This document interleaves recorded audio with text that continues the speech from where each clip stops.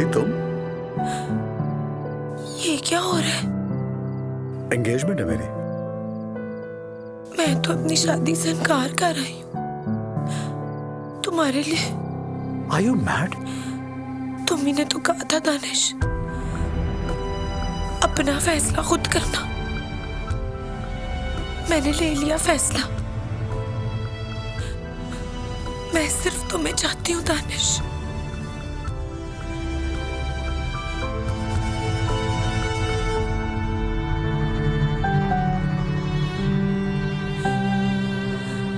नहीं, मुझे बताओ, मैंने अपना फैसला ले लिया। क्या अब भी मैंने गलत की है?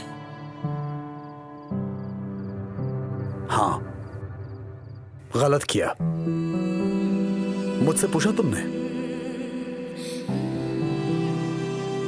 मेरा और मायरा का बचपन से तय है कि हम एक दूसरे से शादी करेंगे। तुम्हारा भी अपना कोई फैसला नहीं है?